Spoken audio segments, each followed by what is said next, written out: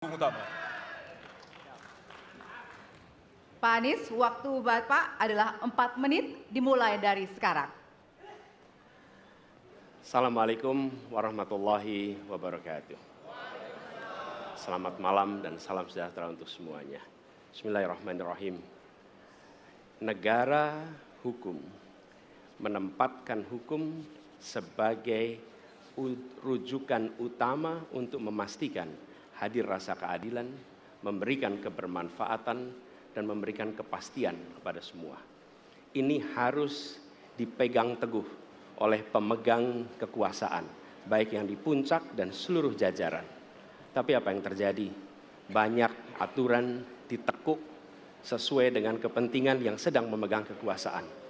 Apakah ini akan diteruskan? Tidak. Ini harus diubah. Ini harus dikembalikan.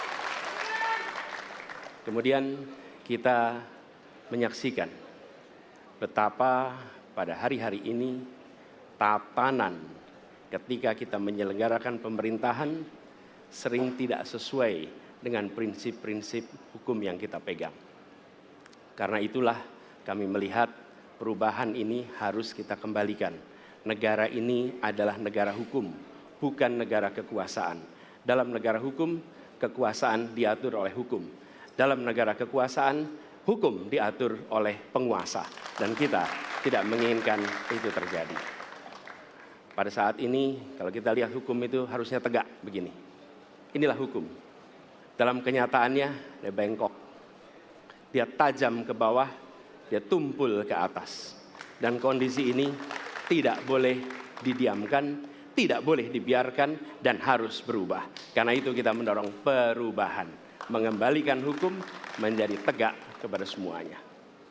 Dan bila kita saksikan hari ini ada satu orang milenial bisa menjadi calon wakil presiden. Tetapi ada ribuan milenial generasi Z yang peduli pada anak-anak bangsa, yang peduli pada mereka yang termarginalkan. Ketika mereka mengungkapkan pendapat, ketika mereka mengkritik pemerintah, justru mereka sering dihadapi dengan kekerasan, dihadapi dengan benturan, dan bahkan gas air mata. Apakah kondisi ini akan dibiarkan? Tidak, kita harus lakukan perubahan. Oleh karena itu, kami memperhatikan ini sebagai hal-hal yang mendasar. Yang tak kalah penting, ini kedua nih, yang tak kalah penting. Kita menyaksikan pada saat ini, ada peristiwa seperti peristiwa Ibu Mega.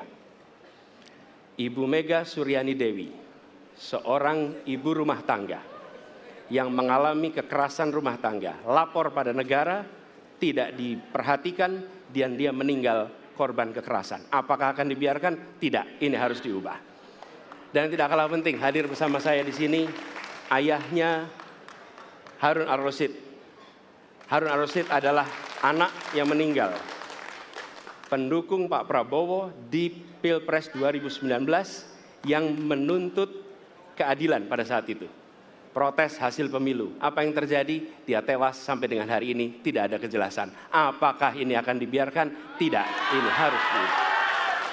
Karena itu, kami mendedikasikan diri, hadir untuk memberikan komitmen bahwa dari puncak sampai ke bawah, kami akan tegakkan hukum pada siapa saja. Kami kembalikan marwah kehidupan bernegara yang menempatkan hukum sebagai tempat yang paling tinggi.